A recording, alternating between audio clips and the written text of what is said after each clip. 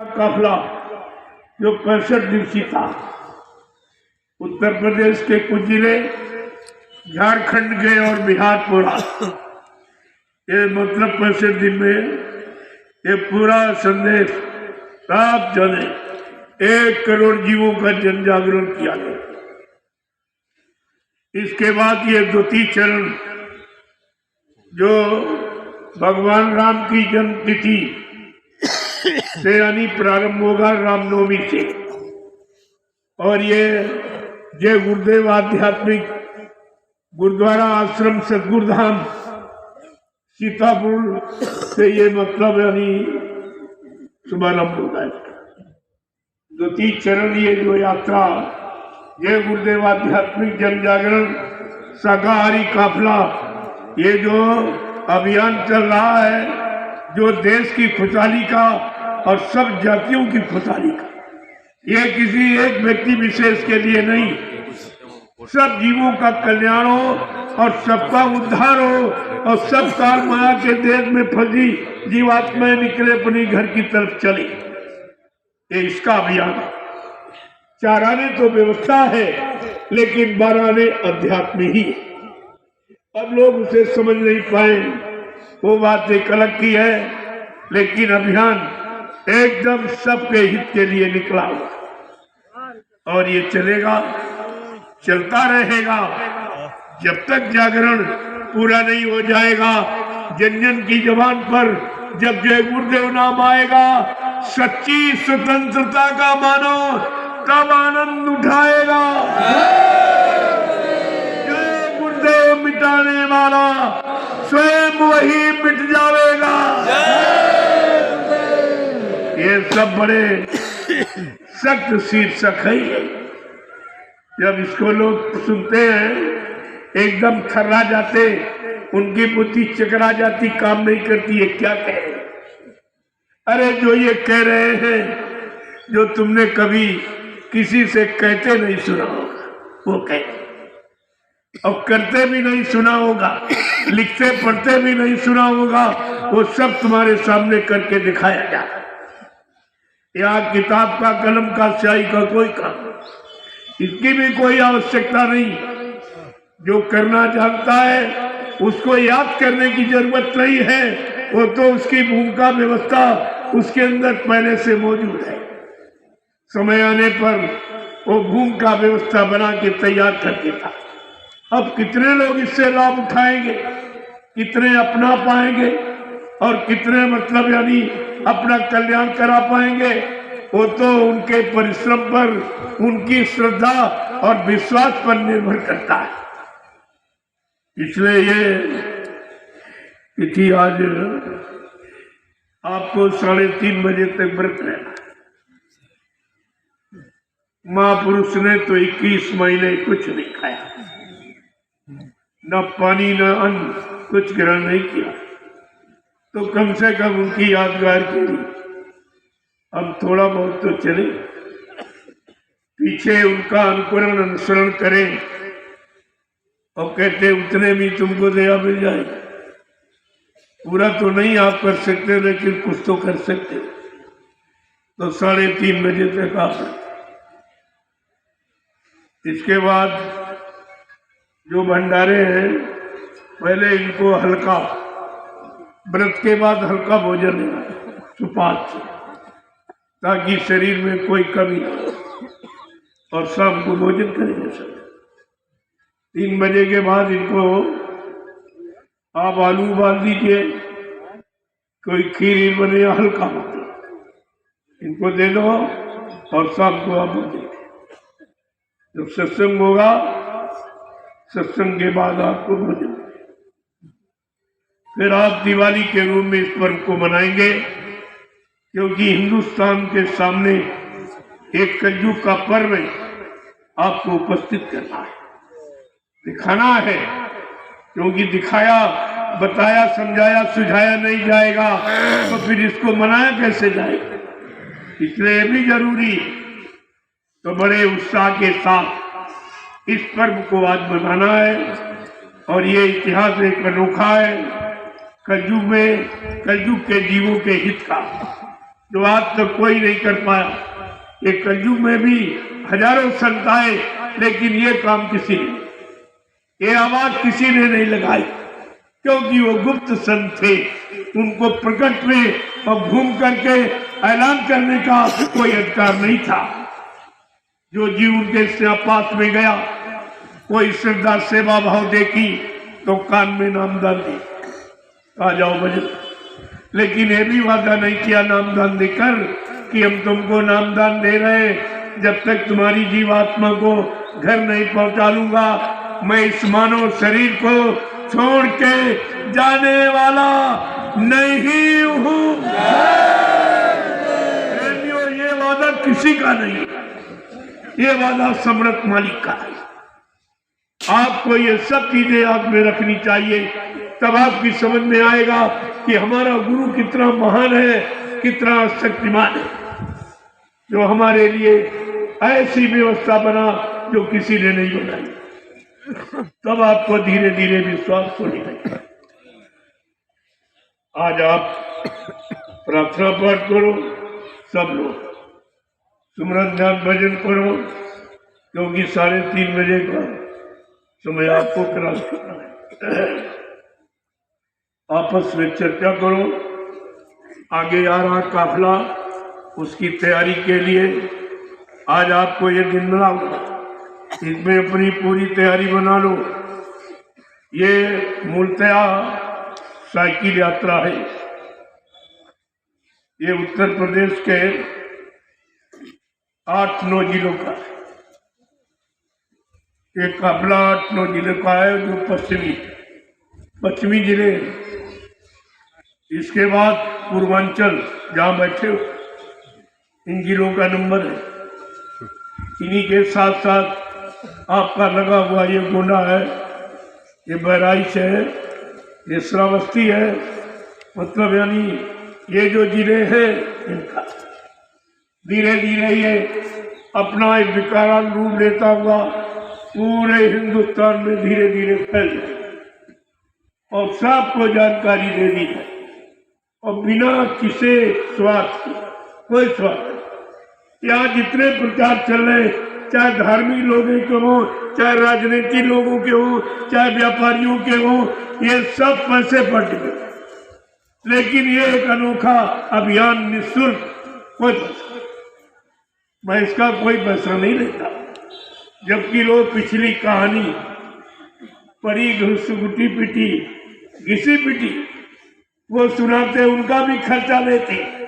ये वर्तमान की का इतिहास, ये मानव जीवन का सच्चा इतिहास और मानव जीवन का सच्चा कर्म और कर्तव्य जो बताया जा रहा, इसमें आपसे कोई पैसा, बिल्कुल निःशुल्क प्रचार है। बाकी जितने प्रचार आप सुनते हो तो देखिए बगैर पैसे का कोई, लेकिन ये एक ऐसा अजीबोगरीब प्रचार प्रसार है जो बिल्कुल निःशुल्क है। मैं इसका कोई पैसा किसी से नहीं।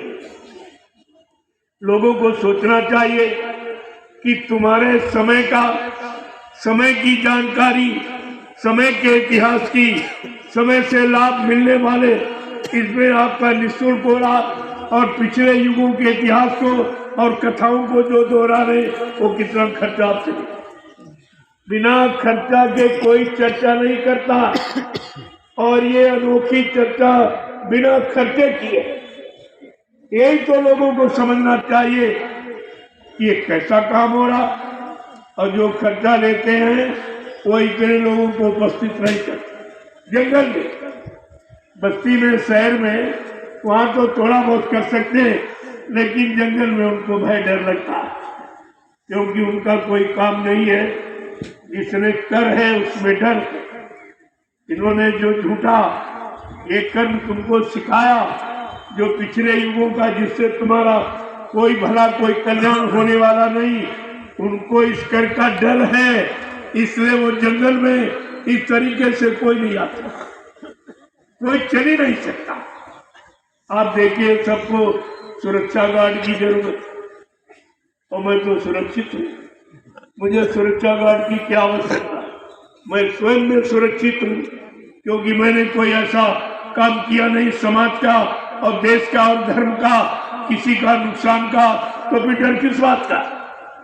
मैं तो खुलेआम चैलेंज के साथ मन से कहता जो कहता, वो छिपने वाली बात इधर उधर की नहीं करता। जिनको लोभ लालच हो, कोई जिनको पद की इच्छा हो या और कोई स्वार्थ की, वो डर के काम करते हैं। लेकिन यहाँ पे वो परमार्थ का काम है, इसलिए किसी तरह का कोई डर नहीं, एकदम निडर निर्भीक। और ये काम आपके सामने, इसको देखिए। फिर भी मैं परामर्श सलाह देगी, जिसे आप परमिशन दें। ये परामर्श सलाह है, लेके करता हूँ इसलिए कि तुमको भी ये जानकारी देता हूँ कि मैं ये काम करने जा रहा हूँ जो देश समाज के लिए निःशुल्क है। कोई पैसा नहीं, कोई स्वार्थ लोभ लालच किसी सामान का नहीं। ये मैं बताना चाहता हूँ कि जब तक इस तरह से लोगों के अंदर निस्वार्थ कर्म की भावना नहीं बनेगी, तब तक वो देश समाज का उत्थान कभी नहीं कर सकता और न अपना कल्याण कर सकता। स्वार्थी अपना भी कल्याण नहीं कर सकता, क्योंकि सच्चा स्वार्थ है जीवात्मा का उद्धार। वो तो ये जानते नहीं है, इनके बस की बात नहीं है। ये पुरानी किताबों में लिखा पढ़ते पढ़ते सुनाते रहते हैं। इनको अपनी किताब नहीं मालूम, अपने कर्मों की वही नहीं मालूम। उन कर्मों की वही के अनुसार हमें क्या करना चाहिए, क्या निर्णय लेना चाहिए, ये तो इनको खुद ही नहीं पता, तो तुम्हें क्या बताएंगे। इसलिए सत्संग वचन को एक संभाल के रखिए। अगर रखे होते तो अब तक इस देश का नक्शा ही बदल जाता और तुम्हारी जीवन की रेखा बदल जाती। जो सुख और दुखों से भरी पड़ी है वो सब सुकून शांति में परिवर्तित हो जाती। लेकिन आपकी समझ में नहीं आता, इतना कहने पर भी आपकी समझ में नहीं आ रहा और मैं नित्य वही दोहराना पड़ता। जब तक एक पाठ नहीं याद हो जाएगा दूसरा पाठ नहीं पढ़ाया जाए, क्योंकि ऐसे तो तुम सब भूलते चले जाओगे। तुम्हारे भूलने की आदत मुझे बहुत अच्छी तरह मालूम है। जो 60 साल मथुरा में सुनाया गया वो तो तुम सब भूल गए। जब 60 साल वाला 10 जुलाई 1952 से 2012 जो सुनाया समझाया चिताया जगाया वो तो आप बिल्कुल भूल गए, सो गए और हट गए, भाग गए आप। तो फिर ये कैसे याद रखो। लेकिन महापुरुष अपना कर्म कर्तव्य बराबर निभाते रहते। वो कर्म कर्तव्य से कभी पीछे नहीं हटते। एक न एक दिन उनका कर्म कर्तव्य लोगों की समझ में आ जाएगा, तब लोगों को लाभ मिल जाएगा। लेकिन वो अपना काम करना बंद नहीं करते, या नहीं दूसरी जगह, दूसरी नहीं तीसरी जगह। तो बहुत बड़ा, जब लोग जहाँ नहीं सुनते वहां से आता। हमें कोई झगड़ा करके थोड़ी सुनाना, हमें कोई पैसा थोड़ी लेना जो हम झगड़ा करें कि हमारी तनख्वाह चली जा रही, हमारा दक्षिणा नहीं लोग दे रहे, वो झगड़ा करता है। यहाँ तो कुछ चाहिए ही नहीं और सब कुछ देना चाहते, कुछ नहीं लेना चाहते, बदले में सब कुछ देना चाहते। जो कोई नहीं दे सका वो आपको दिया जा रहा। जो आज ये सुन रहे ये कहीं नहीं सुने को, ये कोई किताबों में नहीं छपा मिलेगा। ये वाणी को कोई जानता नहीं, ये गुरबाणी है, ये संतवाणी है, ये अमृतवाणी है, ये लिखा पढ़ी का विषय नहीं है। ये अनुभव में जो जीवात्मा के जागरण करने में जो भी समय व्यतीत होता है, जो घटनाएं जो अटकलें आती है वो आपके सामने खोल के रखी जाती है, ताकि तुम्हें साधना के वक्त में कोई डर कोई भय न लगे। इसलिए पहले से बता दिया जाता है कि जब बैठोगे तो ऐसा ऐसा आपको ऐसी ऐसी चढ़ाई। जब उनके कुंडलों में अगर जीवात्मा जाग गई, सतगुरु की दया से जगा लिया, और जब ऊपर के मंडलों में जाएगी तब एक अनोखा दृश्य देखी है। तो उसको पहले का देखा हुआ, लेकिन इतना ज्यादा समय निकल गया कि उसको पूर्णता भूल चुकी। फिर उसके लिए वो नया बन गया। जब उन मंडलों में जाएगी तब उसको अपने गुरु की महिमा महसूस। महिमा यहाँ नहीं है, उधर, क्योंकि वो उधर ले जाने के लिए इधर आते हैं और इधर से उधर जीवात्माओं को पहुंचाते हैं। ये इधर उधर का खेल है और अभी तो कुछ हुआ नहीं है। बराबर आपसे कहा जाता कि धरो धीरज न घबराओ, धरो धीरज न घबराओ, अभी तो काम बाकी है, इधर का काम बाकी है और उधर का काम बाकी है। प्रेमियों ना इधर न उधर, अभी कहीं काम नहीं हुआ और कहते वो चले गए। ये भी नहीं सोचते हो ये कहने में हमारा नुकसान है कि हमको कोई लाभ है, ये भी आप भूल गए। तो इसलिए इस पर तो अफसोस करना चाहिए कि भाई ऐसे कैसे चले जाएंगे।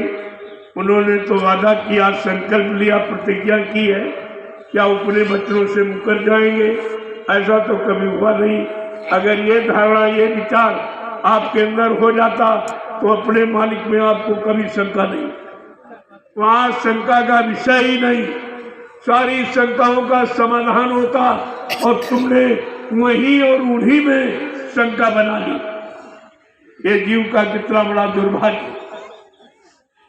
इसलिए प्रेमियों, अब चलो अपने अपने टेंट हाउस की जगहों में बैठ के चर्चा करो, सत्संग बच्चों की वही प्रार्थना पाठ करो, नहीं को तो सुमरन ध्यान भजन पे बैठ जाओ। धीरे धीरे 3 बजे का समय आपको निकालें। जैसे 3 बजेगा आपको फौरन तब तक भंडारे वाले अपना देखो, उनकी वही भक्ति, उनका वही भजन है, इससे बढ़ के कोई भजन नहीं। जो हजारों भजन करने वाले को भोजन देते हैं, उन्हीं भजन करने वालों से उनका ट्रांसफर करा दिया जाए। सेवा का इनको, इनका उनमें, ये ट्रांसफर हो जाता है। इसलिए सब सेवा नहीं करेंगे, सब भजन नहीं करेंगे। पहले भी आपसे कहा गया था कि हमारे कुछ बच्चे दूरदर्शी का काम करेंगे, देश समाज का काम करेंगे, वो भजन नहीं। लेकिन उनका जो भजन करने वाले, उनसे उनका ट्रांसफर कर दिया, क्योंकि एक लाभ सबको बराबर देना है। इसलिए तमाम तरीके बना दिए गए। हर जीवों का काम अलग अलग, हर जीवों की सेवाएं अलग अलग, उनके कर्मानुसार, उनके संस्कार के अनुसार ये सब सेवाएं आपके लिए रखी। तन की सेवा, मन की सेवा, धन की सेवा और सबसे बड़ी है सूरत की सेवा। ये भजन है, ये सबसे बड़ी सेवा। भजन करने वाले अगर भजन करने लगे तो सारी सेवाओं का लाभ उनको मिल जाएगा और सेवा करने वालों को इन भजन करने वालों से कटौती करके उनको लाभ दिला दिया जाएगा। ऐसी ये व्यवस्था है अदला बदली की। इसको आप समझते नहीं है। ये दरबार ऐसा है, सबको बराबर, तो बराबर दिया। जय गुरुदेव, जय गुरुदेव, जय गुरुदेव। नाम किसका? प्रभु का। जय गुरुदेव। नाम किसका? प्रभु का।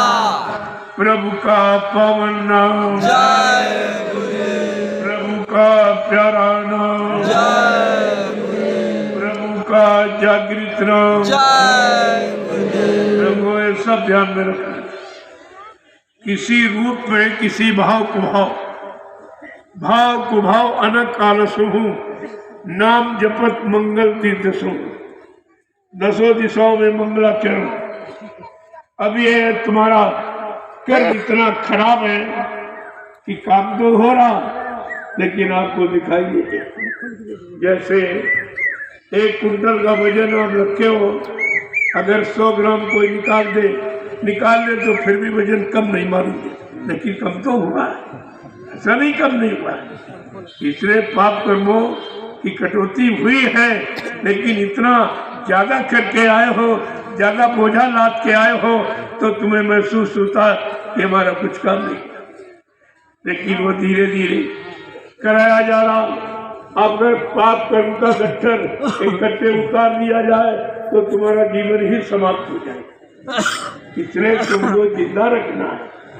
जिंदा रहोगे तभी तो कर्मों की अदायगी करोगे। अगर जीवन समाप्त कर दिया जाए फिर आपको आना पड़ेगा। जब तक कर्मों की अदायगी नहीं होगी बराबर आपको जन्म लेना ही पड़ेगा। इसलिए एक ही जन्म में पूरा हो जाए तो कहा तुम करोड़ों जन्मों का लादे बैठे हो, अगर एक जन्म में पूरा कराना चाहते हो तो कहा बच्चा कुछ महंगा पड़ेगा, कुछ महंगा पड़ेगा। महंगा महंगा क्या है? कभी बीमारी, कभी मतलब यानी तुम्हारी बदनामी हो। ये सब कर्म कर्जा उतारने के महापुरुषों के तरीके तुम्हारी बदनामी करा के वो लोगों पर सब बांट दिया। जो तुम्हारी निंदा आलोचना बुराई करेगा वो सब तुम्हारा कर्मों का बोझा उतार रहा है। इसीलिए कहा अरे निंदक नियरे लाख्यो आंगन कुटी छाए, बिन साबुन बिन पानी सब मैलो झर जाए। कुछ नहीं आपको करना पड़ेगा। संत मत में तो यहाँ तक काम महापुरुषों ने निंदक को करो प्रणाम। जो तुम्हारी निंदा बुराई चुगली करता हो उसको प्रणाम करो कि तुम सरसलामत बने रहो और यही काम करते रहो और हमारा तुम बोझा उतारते रहो। ये मतलब यानी संत मत का कैसा अजीबोगरीब यानी प्रमाण है जो बेचारे लोग समझ नहीं पाते। लेकिन जो काम कराने करने आया वो तो सब तरीके अपनाएगा, तभी आपका काम हो पाएगा। ऐसे होने वाला कोई नहीं कर पाया। कितने जन्म आप पे निकल गए, कितने आए वो भी चले गए, तुम्हारा काम पूरा नहीं कर पाए। लेकिन आज काम पूरा करने का जो संकल्प लिया गया, जो वादा किया गया है, वो तो अपना काम किसी न किसी तरीके से करेगा ही, और उसको काम करना सब मालूम। अब ये हर जीव का संस्कार अलग, हर जीव के कर्म अलग, इसलिए उनके साथ उनकी अदायगी का तरीका भी अलग है। और तुम वो बात को समझते नहीं। इनके साथ ऐसा क्यों किया जा रहा, इनके साथ ऐसा की, अरे भाई तुम सबका ठेका करो, तुम अपनी बात करो। तुम्हारा काम हो रहा कि नहीं, तुम्हारा काम ना हो तब तुम इस बात को सोचो कि उनका कहना हमारे क्यों नहीं करते। अब ये तुम्हारा बोझा ज्यादा है तो तुम्हें समय लगेगा, लेकिन काम तुम्हारा भी हो रहा है। जिसका जैसा कर्मों का बोझा उतना ही समय यानी उसके साथ ज्यादा लग रहा है। और ये अंदरूनी राज है, रहस्य कर्मों का, जिसको कोई समझ नहीं पा रहा। ये कर्मों का हिसाब और माया का प्रसाद, ये दोनों चीजें बहुत करती हैं। और ये संत महापुरुषों के सिवा इन्हें न कोई हटा सकता, न इनसे कोई निकाल सकता। इसलिए ये सब वादे किए जाते। तो प्रेमियों, आज ये मुक्ति दिवस बड़ा अजीब हो गई, लोगों की समझ में नहीं आ रहा। मुक्ति दिवस ये तो किसी ने कभी कहा नहीं। मुक्ति नाम तो कहा, लेकिन दिवस यानी दिन निर्धारित नहीं किया। क्या है दिवस का मतलब? ये 7 दिन जो रखे गए, इन्हीं के अंतर्गत आपका जन्म होता है और इन्हीं 7 दिनों में आपकी मौत हो जाती है। ये 7 ही दिन, तो इन्हीं ये दिवस, इन्हीं दिनों में आपकी मुक्ति भी निर्धारित है। अब वो तो आपके सामने पहले भी कहा गया था, जब सतयुग आगमन साकेत महायज्ञ चतुर्थ चौथा यज्ञ जब होगा, उसका प्रचार में 6 महीने पहले करवाऊं, सबको जानकारी मिल जाए। और वो सतयुग चतुर्थ सतयुग आगमन यानी मतलब साकेत महायज्ञ ऐसे स्थान पर होगा जो कोई पुराना धार्मिक स्थान नहीं रहा होगा, पुरानी धार्मिक नदी नहीं होगी, बड़े शहर कस्बे नहीं होंगे, एक बियाबान जंगल में एक छोटी सी नदी, उस जंगल में 10 करोड़ प्रेमी इकट्ठा होंगे, 10 करोड़ प्रेमी इकट्ठा होंगे। चेला कितने हैं? 45 करोड़। पहले छटनी करके रखा गया कि चतुर्थ सतयुग साकेत महायज्ञ के समय में वो 10 करोड़ ही बच पाएंगे। कोई इधर चला जाए, उधर, कोई स्वार्थ में, कोई लोभ में, कोई लालच में, कोई पद में, ये सब इधर उधर भाग जाएंगे। 10 करोड़ प्रेमी जो सच्चे ईमानदार, जो भक्ति भाव से, वो 10 करोड़ प्रेमी जंगल में इकट्ठा हो। मैं वहां पर सतयुग आने की घोषणा करूंगा। ये अभी कुछ नहीं, जो ये कह रहे हैं सब झूठा है। ये अपील सत्यु लाना किसी के बस की बात नहीं है। तुम किसी के बहकावे में मत आना। लोग सोचते हैं कि बाबा जी ने कहा और उनके करने पहले ही हम कर देंगे, हमारा नाम हो जाए। भाई कर दो, अगर तुम कर सकते तो कर दो। अगर कलयु भगाना तुम्हें मालूम है तो भगा दीजिए, और सज्जू लाना अगर मालूम है तो लाके दिखा दीजिए। तुम्हारी हम तो खोल के कहते भाई, हम कोई अपनी भूमिका व्यवस्था छिपाते नहीं, सब तुम्हारे सामने खोल के कहें। अगर कोई ला सकता तो लाके दिखा दो, नहीं तो चुपचाप बैठो, अपना काम बना लो। आपकी बुद्धिमानी है, तुम्हारे बस की आप कोई बात नहीं है, क्योंकि ये तुम्हारा, तुमने कभी ऐसा सोचा विचारा नहीं होगा, पढ़ा लिखा सुना भी कहीं नहीं, तो तुम कर ही कर सकते हो। तुम्हारे बस की कहाँ बात की। इसलिए आप लोगों को बहुत सचेत रहना। काल इतना डर रहा है, थर थर कांपता है। जिस दिन सतगुरु दाता दयालु ने अपना चरण काल की नगरी में रखा, काल को बहुत चिंता, वो तुमको तरह तरह से फंसाने का प्रयास करेगा। उसको अपने राज्य को बरकरार रखने की बहुत बड़ी चिंता है। जितना ज्यादा चिंता काल को जीवों को फंसाने की है, उससे करोड़ों गुना ज्यादा चिंता दयाल को अपने जीवों को निकालने की है। काल और दयाल की होड़ लग गई। अब ये है, आप काल की पारी में खड़े हो कि दयाल की। ये तुम्हें अनुभव करना चाहिए, तुम्हें सोचना चाहिए। तुम काल का सामान इकट्ठा कर रहे हो कि अपने घर जाने के लिए काल के सामान को छोड़कर चलने की तैयारी कर रहे हो। ये विचार आपको रखना चाहिए। धीरे धीरे जब सामान कम हो जाएगा, चिंता कम हो जाएगी, तो तुम यहाँ बढ़ाने के चक्कर, और यहाँ भी आए हो तो यहाँ भी वही मांगते, ये दे दीजिए, वो दे दीजिए, ये बना दीजिए, वो बना दीजिए। कोई ये नहीं कहता जीवात्मा दिला दीजिए, परमात्मा से मिला दीजिए, घर पहुंचा दीजिए, तो कोई यही रहने की बात करते हैं। संदेश तो सुनाते हैं कलयुग जाएगा, सतयुग आएगा, लेकिन जो यहाँ नहीं रहना चाहते, अपने घर जाना चाहते, वो सतयुग कलयुग को लेके क्या करेंगे?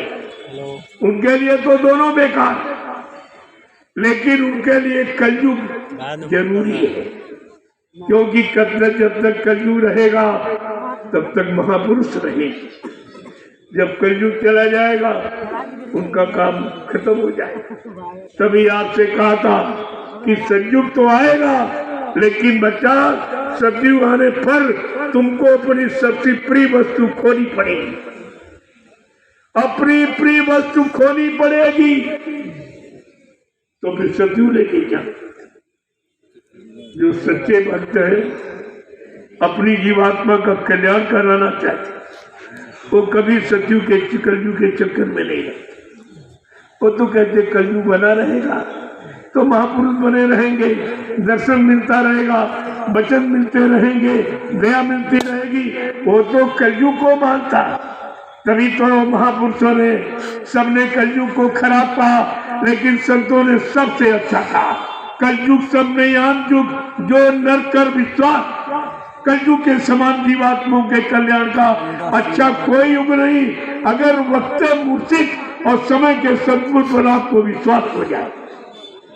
बात प्रेमियों विश्वास पर अटकी, और विश्वास नहीं तो बचे।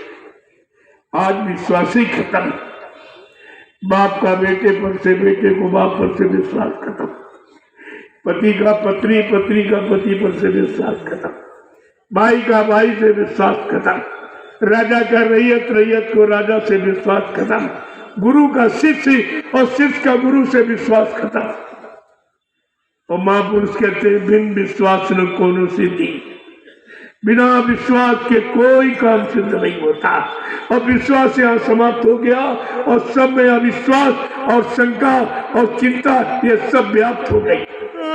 ये भारी रोग है, ये बीमारी बहुत बड़ी, और इस बीमारी का इलाज केवल संत महापुरुषों के पास किसी के पास, इसका कोई वैद्य डॉक्टर नहीं बना है। जो तुम्हारी शंका का, तुम्हारा मन खराब हो गया, विश्वास खत्म हो गया, जो इसको दे दे ठीक कर दे, ये दवा औषधि किसी के पास। ये संतों के पास नाम जड़ी, नाम जड़ी, नाम बूटी, उसके द्वारा ये सब तुम्हारा काम करती। लेकिन तुमको तो नाम बूटी अपनानी चाहिए, नाम को आधार बना के अपने जीवन को निकालना चाहिए, तब तो आपको नाम का लाभ मिलेगा, नाम से काम हो जाएगा। लेकिन अगर आपने आधार नहीं बनाया और आधार केवल काल माया के सामान का रखा, तो फिर ये काम नहीं होगा। जय गुरुदेव, जय गुरुदेव, जय गुरुदेव, जय गुरुदेव। नाम किसका? प्रभु का, जय गुरुदेव। नाम किसका? प्रभु का, जय गुरुदेव। नाम किसका?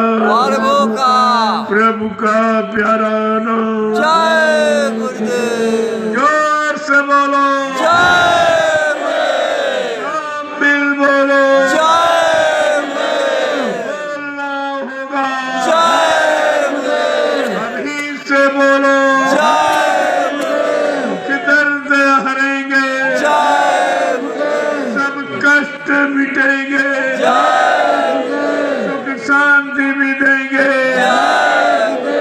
सबके दाता, सबके मालिक। प्रेम से बोलो, ये नाम नहीं इंसान का, ये नाम है प्रभु का, ये काम नहीं इंसान का। ये काम है प्रभु का। इस बात को हमेशा ध्यान में रखो कि अब इंसान के बस का कोई काम नहीं, चाहे राजनीति हो, समाज नीति हो, परिवार नीति हो, धर्म नीति हो, सत्य नीति हो, न्याय नीति हो, प्रेम नीति हो।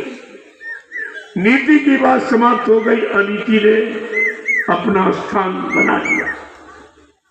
इसलिए आपको ये समझना है, अब ये काम इंसानों के बस का नहीं, क्योंकि 70 साल की आजादी ये पूरा प्रमाण दे रही है कि राजनीतिक लोगों ने सब कुछ किया, चुनाव पर चुनाव, चुनाव पर चुनाव, रोज चुनाव, सारा देश चुन गया, कुछ नहीं बचा। जिनको तुमने चुना उन्होंने आज तक तुम्हारे हित का, तुम्हारे भले का, कल्याण का, लाभ का कोई काम नहीं चुना। तो चुनाव करने का मतलब क्या निकला? और चुनाव कितना महंगा है ये भी नहीं बताया गया। ये चुनाव कितना महंगा है, और महंगाई यानी होने के बावजूद भी हमें कोई चीज मिल नहीं पाई अपने लाभ की, अपने स्वार्थ। ये 70 अरब रुपया एक पंचवर्षीय चुनाव का खर्चा कोई नहीं बताता। 70 अरब कितना महंगा है? 70। फिर ये महंगाई किससे वसूली जाएगी? ये भूमि जोता काश्तकार, ये मजदूर, छोटे बड़े कर्मचारी, अधिकारी, छोटे बड़े व्यापारी, दुकानदार, इन्हीं से वसूल किया जाएगा। बाकी एक पाई कोई देने वाला नहीं है। और चुनाव किया अपने लिए और वसूली की तुमसे। चुनाव की वसूली खर्चा तुमसे लिया और गति अपना पा गई, कुर्सी अपना पाई। चलो कुर्सी गति ले ली थी, खर्चा जब जनता का क्या आया, जनता से मजदूरी ली तो जनता का काम करो। अरे मजदूरी लेने के बाद तो काम करता ही हर व्यक्ति। जो तुमने मजदूरी, ये चुनाव का खर्चा जो भारत की जनता से लिया है, तो कम से कम इसका काम तो करो, क्योंकि तुमने मजदूरी पहले ले ली, 5 वर्ष की मजदूरी एडवांस ले ली, और काम 1 दिन का 1 मिनट का नहीं। यही तो इस बात का रोना है, और इसी बात को समझना और समझाना है। जब आप ये सब जान जाओगे तो तुम्हारी समझ में सब आ जाएगा कि मैं क्या करना चाहिए, कैसा निर्णय लेना चाहिए, किसके प्रति हमको किस तरह से अपने भाव विचार बना के काम करना। गोस्वामी जी महाराज ने रामचरित के मानस के उत्तरकांड में तुम्हारे सारे प्रश्नों का उत्तर लिख दिया, मानव जीवन की सारी समस्याओं का समाधान है, लेकिन तुम उसको कभी पढ़ते ही नहीं हो। उसने सब लिखा कि सुन खगपति इस समुझी प्रसंग, और बुध नहीं करही अधम कर संगा। का बुद्धिमान पुरुष कभी अधर्मियों का, अत्याचारियों का, वादा खिलाफी करने वालों का, झूठ बोलने वाले का और जनता को परेशान करने वालों का कभी साथ नहीं देते। कितना साफ साफ लिखा। अगर रामचरितमानस पढ़ लो तो तुम्हारी आंखें खुल जाए, लेकिन जिसने लिखा है वो धरोहर उसी की। जब तक वो नहीं मिलेगा या उनके समकक्षी नहीं मिलेंगे, तब तक उस धरोहर का लाभ आपको नहीं मिल पाएगा। जो उचित लाभ मिलना चाहिए वो पढ़ने बांचने से नहीं है, वो तो जिसने लिखा है, जिसका अनुभव एक्सपीरियंस है, जब वो मिलेंगे वो युक्ति बताएंगे कि तुम कैसे खोदो उसको।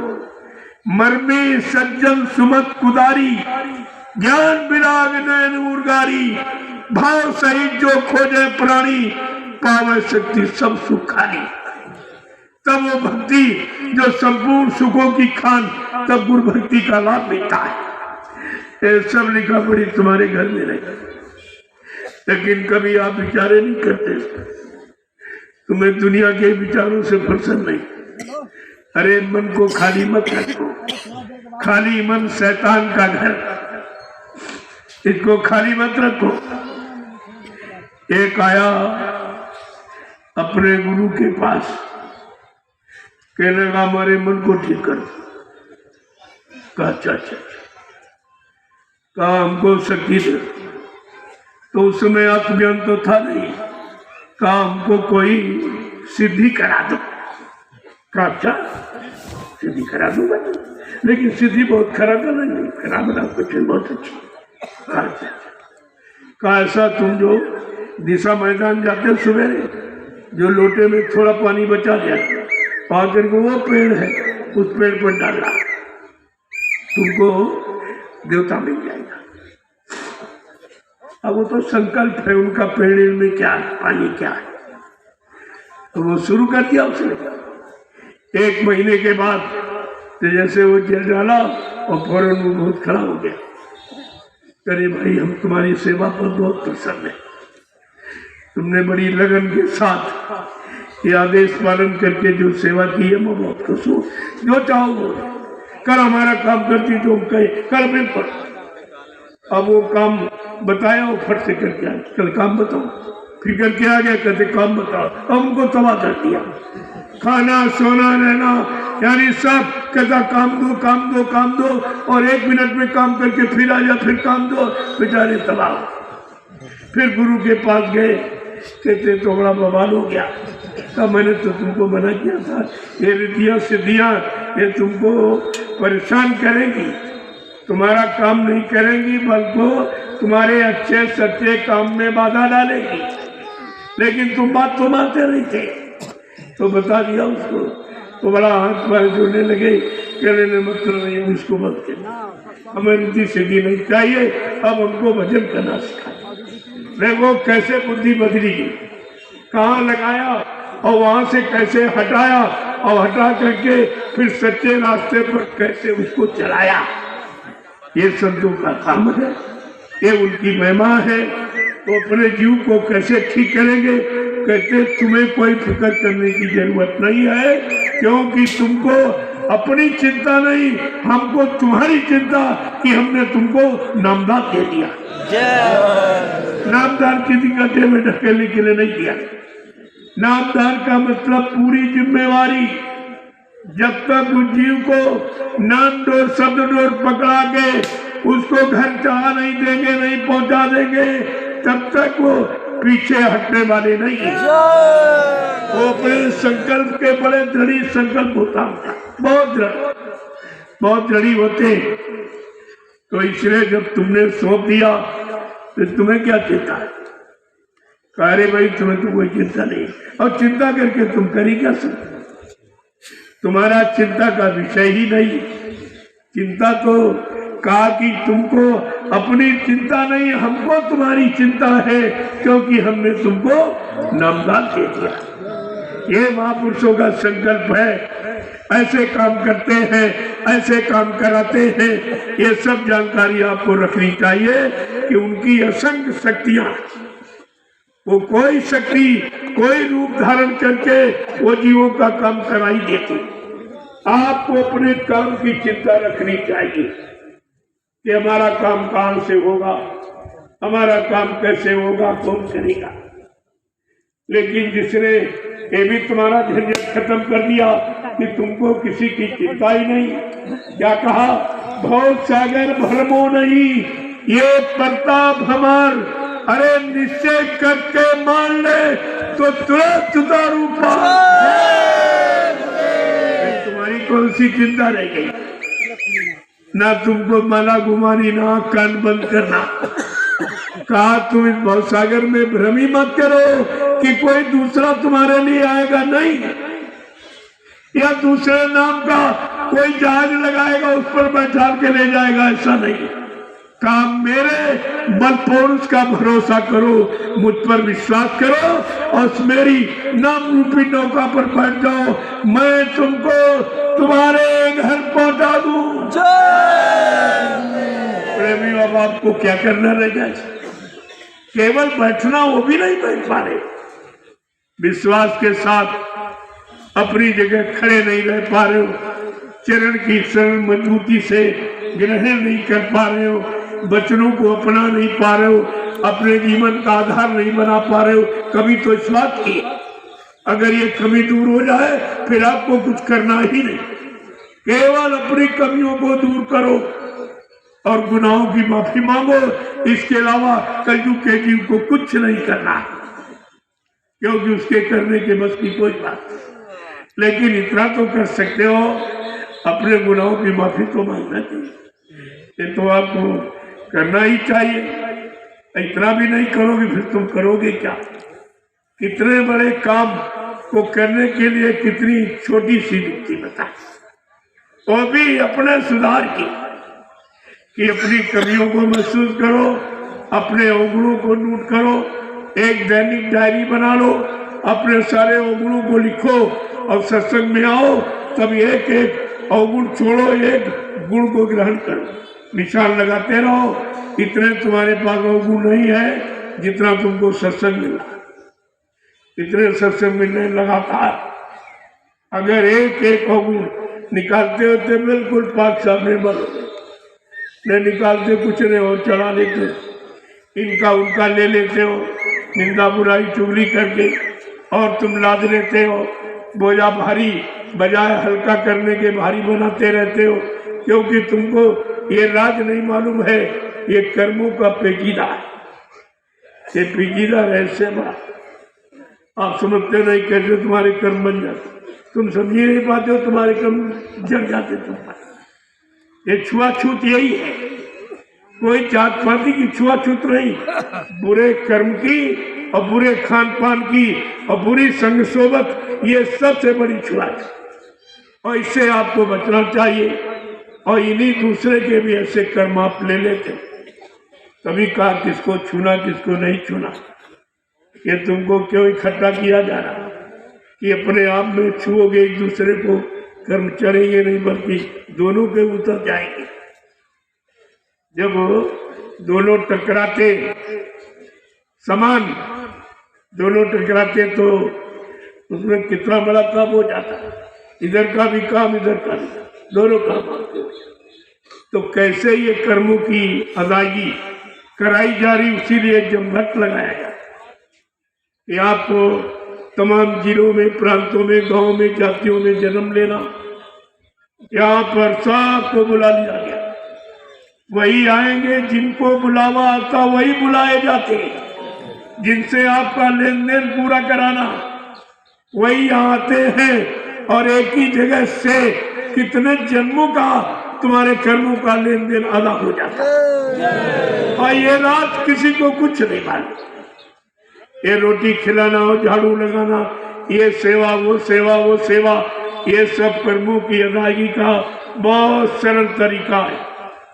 ये किसी ने अपनाया नहीं, लेकिन महापुरुष कोई न कोई आधार तो जीव के लिए बनाते ही। सब साधना, सूरज शब्द योग की साधना सब नहीं कर सकते, लेकिन सेवा तो कर सकते हो। कहा गया अरे भाई सूरज शब्द की साधना से तो कोई एक आध जीव जा पाएगा, लेकिन सेवा से सब चली जाएगी। अगर सेवा जान ली तो सेवा 3 बार को क्या निकलता, सेवा सेवा से वो भी जिस सेवा से मालिक मिल जाए, सारे कर्मों की अदायगी हो जाए, 5 साल निर्मल पवित्र होकर अपने घर पहुंच जाओ, मालिक मिल जाए, इससे बड़ी कौन सी सेवा। इसी को परमार्थी सेवा कहते हैं। परमार्थी सेवा से आपका कोई लगाव विशेष नहीं है, वो तो आदेश का पालन कर देते आप, आपका कोई स्वार्थ नहीं। लेकिन फिर भी जो तुम करते हो उसका तो लाभ आपको मिलता ही, लेकिन तुम्हारे धन से, तुम्हारे तन से, तुम्हारे अन्न से, सच्चे विचारों से जो भी सेवा कराई जाती है, उससे आपके तमाम कर्मों का आदान प्रदान हो जाता, क्योंकि उस भूमिका से इतने लाख जीवों को लाभ मिलता है। ये लाभ देने के तरीके, ये जो प्रसारण, ये बच्चे जो भेजते हैं उधर, ये सबसे बड़ी सेवा। कितने लाख लोग सुन रहे, देख रहे, उनके भाव में एकदम खलबली मच गई, एकदम कि ये क्या हुआ, ये तो कोई नहीं कर रहा, कहीं नहीं हो रहा, सब जगह स्वार्थ का ढिंढोरा पिट रहा है। ये बीच में परमार्थ कहां से आ गया, जहाँ कोई स्वार्थ नहीं, कोई लोभ लालच नहीं, सबके काम का संकल्प, सबके लाभ देने का संकल्प। ऐसा तो कहीं कोई दरबार ऐसा नहीं जहाँ ये काम होता। तो आपका काम तो वैसे भी अवर्णनीय है, कोई वर्णन नहीं कर सकता, और किसी के बस का नहीं, इसीलिए पत्रकार मीडिया फेल है। क्या इसकी गणना कर सकता था? ये जो जमघट लगा हुआ है, इसको कोई लिख सकता है, गिन सकता कितने लोग आए? ये किसी के बस की बात, बेमिसाल है, ये बेमिसाल। उनका हर काम, हर दृष्टिकोण बेमिसाल है, जिसकी कोई उपमा नहीं देख सकता। देख लीजिए, कोई करके दिखा दे। इस जंगल में इतने लोगों को इकट्ठा करके दिखाए, आ जाएगा समझ में उसकी कि सत्य कहाँ है, सत्य क्या है, कौन दरबार यानी सत्य का संदेश दे रहा और कौन अपने लोभ लालच का संदेश दे रहा। ये सब जानकारी आपको लेनी चाहिए प्रेमियों। इसी का नाम है सत्य संग, सत्य का संग। जिस दिन कर लोगे, जिस दिन तुम्हारा हो जाएगा, उसी दिन आपकी जीवात्मा का कल्याण हो जाएगा। उसी को तो सच्चा संग है कि सूरज को शब्द का संग मिल जाए और अपने घर चली जाए। ये सच्चा सत्संग, आत्मिक सत्संग इसी के कहते हैं। जय गुरुदेव, जय गुरुदेव, जय गुरुदेव, जय गुरुदेव। नाम किसका? प्रभु का, प्रभु का प्यारा नाम। सत्युग कौन लाएंगे?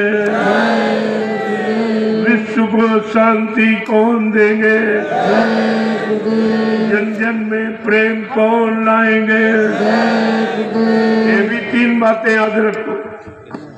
इन्हीं के अंदर सारा पारिवारिक जीवन, सामाजिक व्यवहारिक जीवन सुखमय इन्हीं से होगा। ये तीनों चीजें कहाँ हो रही, कहाँ मिल रही? वो सच्चा दरबार कहाँ है जहाँ पर सबको सुख शांति और मतलब यानी सबको सब तरफ का लाभ मिलता हो, वो दरबार का उसे कहते हैं सतगुरु दरबार, सच्चा दरबार। दरबार में सच्चे सतगुरु के दुख दर्द मिटाए जाते हैं। दुनिया के सताए लोग जहां सीने से लगाए जाते हैं। प्रेमी ऐसा दरबार है, आपको अपने दरबार की महिमा बरकरार रखनी चाहिए। तुम्हारा कोई काम ऐसा न हो जिससे पर गुरु पर कोई दाग लगे, उनकी महिमा गौरव गरिमा पर कोई कलंक लगे, ऐसा काम आपको देखना। तुम अपनी जगह खड़े रहो, तुम्हारा काम करने वाला इतना सबल वो सब काम कर देगा, तुम्हें कुछ करने की जरूरत नहीं है, केवल अपनी जगह खड़े। सच्चाई, ईमानदारी, चरित्रता में अपनी जगह खड़े रहिए, बस काम आपका हो जाएगा। और तुम अभी भागने दौड़ने में लगे हो, कोई इधर भागना कोई उधर भागना, ये कब तक भागोगे? ये जीवन भागने में निकल जाएगा। कितना चला गया, किसी का 40, किसी का 50, 60, 70। कलयुग में समय ही कितना है? क्या इसी भाग दौड़ में इधर उधर अटक भटक में सारा जीवन निकाल दोगे? फिर आपको करोगे कब? और दोबारा ये मिलेगा नहीं, मानो सही। इस बात को हमेशा ध्यान में रखना चाहिए। जब तक दर किसी के दर के बन जाओ, बंदर किसी के दर के बन जाओ दरबार के।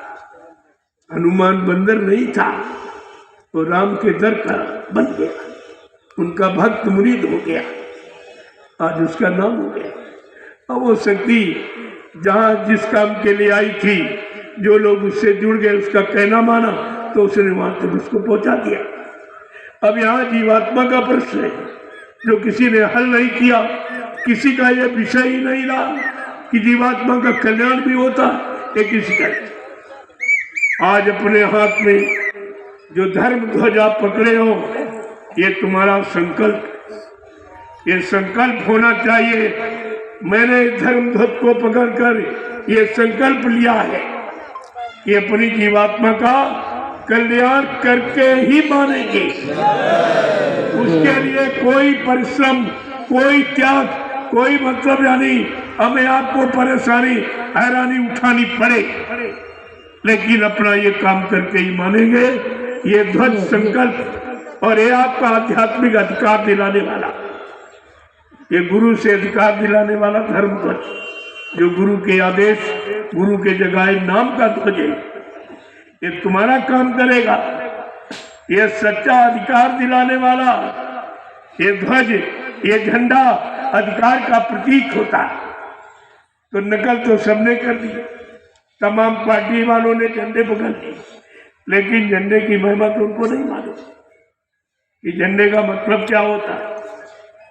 ये क्या झाड़ेगा, क्या फेंकेगा, क्या उतारेगा, क्या देगा, क्या लेगा। ये झाड़, सारी झाड़ यानी सब काट छाट के बराबर चलती। ये धर्म ध्वज है, और जब हाथ में पकड़ लिया गया तो संकल्प पूरा करके ही मानेगी। ये अधिकार का प्रतीक है प्रेमियों, इसलिए ऐसा झंडा किसी का है नहीं, और कोई भी झंडा गाड़ करके ये काम नहीं करा सकता जो जय गुरुदेव प्रभु के नाम का झंडा कर रहा। कितनी प्रेतात्मा उतर गई चली स्वेच्छा से, उनको कोई तकलीफ नहीं दी गई, स्वेच्छा से चली गई। और कितने चली जा रही हैं, कितनी बीमारियां छोटी मोटी आपकी कम हो जाती। अगर पूर्ण शाकाहारी यानी मनसा वाचा कर्मणा तीनों तरह से अगर पूर्ण शाकाहारी हो जाओ तो ये सब काम आपका हो जाए, फिर आपको करने की कोई जरूरत नहीं। लेकिन अभी तो मोटा मोटा सिखाया जा रहा कि मुर्दा मांस, ये बुद्धिनाशक नशा, ये शरीर को, बुद्धि को खराब करने वाले, तमाम तरह की बीमारी पैदा करने वाले, आप इनको बंद कर दीजिए। धीरे धीरे शाकाहार का विषय बहुत विस्तृत है। ये झूठ बोलना क्या शाकाहार में आता, दूसरे को सताना, बदनीयत, ये मतलब यानी परे छीना झपटी और धोखा दगा, क्या ये शाकाहार में आता है? तो बहुत बड़ा विस्तार इसका। लेकिन महापुरुष धीरे धीरे आप पर वजन लाते 1-1 किलो, जब 1-1 किलो बढ़ता रहेगा, एक दिन आप 1 क्विंटल लेके भी चलो, बस समझ लो तुम्हारा काम हो गया, बोझा उतर गया। आपको बहुत तरीके हैं, ऐसा नहीं, जो जैसा जिसका जैसा संस्कार है उसके साथ वही तरीका अपनाया जाता है, और आप उसमें टीका टिप्पणी करने लगते, इनके साथ ऐसा के, उनके साथ ऐसा के। अरे तुम्हें नहीं मालूम, तुम्हारे कर्म उनके कर्मों में अंतर है। तुम्हारे कर्म बोझा ज्यादा उसका कम है, या उसका ज्यादा तुम्हारा कम है, तो उसी तरह की तुमको सेवा दे दी जाएगी। तुम कर भी लो, क्योंकि शक्ति नहीं शरीर में, तो सेवा भी नहीं कर पाओगे। तो वो तो सब चीज विचार सोच करके तुमको ऐसी सेवाओं का आदेश होता है जो आप सहज में कर सको और अपना अपना काम। अगर कोई सेवा न दी जाए, फिर खाली मन शैतान का डर, फिर ये बुरा बात करेगा, फिर ये पूछ रहे, सब गुनाहों को याद करेगा, मैंने ये किया, वो किया, वो किया, सब इसी करता है। वो पुरानी फिगरें, पिक्चरें आपको दिखाता रहेगा। अजीब टीवी है उसकी, तुम्हारा सब नोट किए बैठा रहता। अब वो नहीं बोलते, अभी संदेश सुनाया गया, पूछा जा क्या सुनाया गया, तो नहीं मालूम है, लेकिन ये मालूम है कि 20 साल पहले इसने हमको गाली दी थी, इसने ये कहा था। ये सब के बाद बात कराएंगे। यानी गंदगी पकड़ने की मन की पुरानी आदत, लेकिन अच्छाई पकड़ने की आदत आपने बनाई नहीं है। इसलिए अब सत्संग में आपको इसीलिए बुलाया जाता कि बुराइयों को छोड़ो, क्योंकि बुराइयों से कुछ नहीं मिला। अब जरा अच्छाइयों को पकड़ के देखो, तुम्हारा काम हो जाएगा। मोबाइल के पास नहीं। जय गुरुदेव, जय गुरुदेव। आज का ये दृश्य सारा हिंदुस्तान देख रहा, इस तरह का उत्सव कहीं नहीं, कोई नहीं मना, क्योंकि ये उत्सव जिसका है वही जानता, वही मनाएगा, उसी को मालूम है, उसी को उसका लाभ मालूम है कि जीवों को इससे क्या लाभ मिलेगा।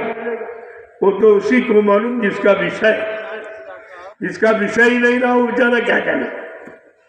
तो इसलिए ये अनोखा दृश्य देखिए, कितना अनोखा, कैसी अनोखी फुलवाड़ी है ये संत मत की फुलवाड़ी। देखिए आप, किस तरह किसी ने नहीं, इस तरह का झंडा किसी ने नहीं पकड़ाया।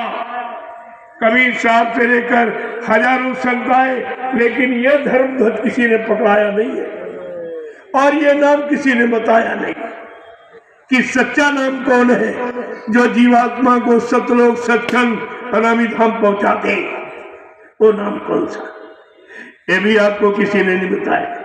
हाँ, गोस्वामी जी महाराज ने इशारा किया, कोटि नाम संसार में तासे मुक्ति न हो, आदि नाम जो गुप्त जप बूझे बिरला कोई। गुप्त जप अथवा जाप शिव करती, गुप्त जप, गुप्त में जो जाप करता है, बिना जवान चलाए उच्चारण करता है, ये गुप्त जाप करता है। इसी का तो महत्व है, का करोड़ों नाम संसार में प्रचलित, लेकिन आत्मा को मुक्ति दिलाने वाला वो समय का जगाया नाम जो प्रभु का होगा, वो जीवात्मा को मुक्ति दिलाएगा। बाकी शक्ति देंगे, भक्ति देंगे, लेकिन मुक्ति नहीं कराएंगे। कोई नाम मुक्ति नहीं कराता। सबने नाम की भक्ति की है तो उनको शक्ति मिल गई उस नाम, ये तो रहा है। लेकिन मुक्ति दिलाने वाली भक्ति कौन है? वो शक्ति कौन है जो मन बुद्धि चित्त को साफ करके गुरु भक्ति में लगा दे, और गुरु भक्ति ही तुम्हारी मुक्ति का कारण बन जाएगा। यही आपको समझना था। आज कलयुग में गुरु भक्ति है। जब गुरु भक्ति करोगे तो गुरु की दया पाने के अधिकारी बन जाओगे। तुम्हारा काम सब वही कर, तुम्हें कुछ नहीं करना, केवल अपना आपा, अपना घमंड गरूर सब उन्हीं को सौंप देना। कहा भी था कि दक्षिणा में अपने बुरे कर्म दे दो, बुराइयों को दक्षिणा में दे दो और जाओ भक्ति करो, जाओ भजन करो, भक्ति करो, आदेश पालन करो और जितनी बुराई, जितने बुरे कर्म सब दक्षिणा में दे जाओ। क्या इसी दक्षिणा किसी ने ली है? क्या इस दक्षिणा का मतलब यानी खात्मा कोई कर सकता है? ये सब बातें आपको विचार करना चाहिए कि ऐसा महापुरुष धरती पर कभी आया नहीं। यहाँ पर रुपए पैसे की दक्षिणा, सोने चांदी जबरात और भूमि दान, ये सब मतलब यानी लिया गया, लेकिन ये किसी ने नहीं कहा अपने जीवों से तुम अपने सारे पाप कर्म बुराइयों को दक्षिणा में दे दो और जाओ भक्ति करो, भक्ति करो। ऐसी दक्षिणा को तुम फिर भी नहीं समझ पाए हो अपने समृद्ध मालिक को। ये तो दक्षिणा कोई ले ही नहीं सकता। गंदगी कौन ले रहे? अरे बुरे कर्मों की गंदगी तो बहुत खराब है, ये मलमूत्र से ज्यादा बदबू है इसमें, लेकिन सब ले रहे, सब तुम्हारी, क्योंकि उनके पास योग अग्नि है। योग अग्नि तब प्रकट कर कर्म शुभ शुभ जाए, शुभ अशुभ सारे कर्मों की गंदगी को जला देते, न शुभ करने की भावना न अशुभ करने की भावना, इस सारी भावनाओं से तुम्हारे मन बुद्धि चित्त को बिल्कुल खाली कर देती, जला के राख कर देती, तपा देते। इसी को कहते योग अग्नि तब प्रकट कर कर्म शुभा शुभ जारी, बुद्धि सिरावे ज्ञान घृत ममता मल जल जाए। जैसे अग्नि में घी डाल दो और प्रज्वलित हो जाती, ऐसे तुम्हारा मन कब प्रज्वलित होगा, कब मतलब अच्छे सच्चे काम के लिए बढ़ेगा, जब आप नाम योग करो। नाम योग की साधना, यहाँ पर कर्म योग, मीमांसा योग, सांख्य योग, इसका वर्णन तो गीता में है, लेकिन नाम योग की साधना किसी ने, जो असली साधना, जो असली भक्ति है, असली चुक्ति, वो तो किसी ने करा ही नहीं, क्योंकि नाम किसी के पास नहीं है। नाम रहे संतो अधीना, संत बिना कोई नहीं चीन्हा। नाम तो संतों के अधीन है, संत नाम के अधीन नहीं है। बाकी सब नाम के अधीन थे, योगी हरि नाम के अधीन थे, और मतलब यानी ऋषि मुनि राम नाम के अधीन थे। इसी तरह जब मतलब यानी ये स्थान तैयार हुए, जब द्वापर में कृष्ण नाम के अधीन हो गए, लेकिन आज कलयुग में नाम संतों के अधीन। इसलिए संत जिस नाम से जीवों की मुक्ति कराते हैं, मुक्ति देते हैं, सुधार करते हैं, कर्मों का बोझा उतारते हैं, वो नाम को स्वतः जगाते, उनकी निजी योग अग्नि है। नाम अग्नि, नाम चिंगारी, ये नाम चिंगारी, चाहे जितना बड़ा फूस हो, एक चिंगारी डाल दिए और हवा का सहयोग मिला तो फट से वो ढेर जल के राख हो जाता। इसी तरह से ये नाम चिंगारी है। तुम्हारे अनंत जन्मों के पापों को ढेर पर अगर नाम की चिंगारी पड़ जाए और थोड़ा सा सहयोग मिल जाए संत महापुरुषों का, तो ये सब जल के राख हो जाएगा। कुछ ऐसे जीवों को पार करते हैं, ऐसे पाक से निर्मल पवित्र करते हैं, ऐसे मालिक को आपने बुलाया है, इसीलिए आप गोल्डन संदेहों में चले गए। अब आपको स्थिति पर संकल्प लेना, गुरु संकल्प मिटाना मिटाए। कितना लोगों ने दंड दिया, लेकिन उस दंड का कोई प्रभाव नहीं। क्यों? कहते हम तो निकलना जानते हैं, हम शरीर से जीवात्मा को निकाल लेंगे, फिर ये जड़ को पीटते रहो, मारते रहो, करते हो तो इस पर कोई असर नहीं। कहा मेरे पर भाई कोई असर नहीं है, मैं अपनी और शरीर से मैं निकलना जानता हूँ और पुनः वापिस आना जानता हूँ। ये आने जाने की क्रिया ये अच्छी तरह से मालूम, इसलिए हमारे पर किसी का कोई प्रभाव नहीं। तब कहा न मुझे कोई मार सकता, न मुझे कोई धोखा दे सकता, क्योंकि तुम शरीर को मार सकते हो, शरीर को धोखा दे रहे हो, शरीर को यानी जला रहे हो, फेंक रहे हो, गाड़ रहे हो, लेकिन आत्मा के साथ कुछ नहीं कर सकते, कुछ नहीं कर सकते। उसके बारे में तुम्हें कुछ मालूम नहीं, वो मैं निकाल के कहीं ले जाऊंगा और जितना दिन तुमने रखा उतने दिन में बाहर रहूंगा। तुम्हारा दिन भी पूरा हो गया, मैं फिर वापस आ गया शरीर में। तो जिसको आना जाना मालूम है तो वो किसी में फंसता नहीं, आता जाता है, काम करता है, चला जाता है, लेकिन उससे कोई मतलब नहीं, उससे कोई आसक्ति लगाव तो है लेकिन आसक्ति नहीं। आपको संसार परिवार में आसक्ति है, इसलिए फंस जाते हो। कर्म कर्तव्य समझते रहो तो कहीं कोई फंसाओ नहीं। सबसे ज्यादा तो हमारे पास फंसाओ आते कितने लोग हैं, अभी तो इससे ज्यादा घरों में बैठे, कितना बड़ा फंसाओ।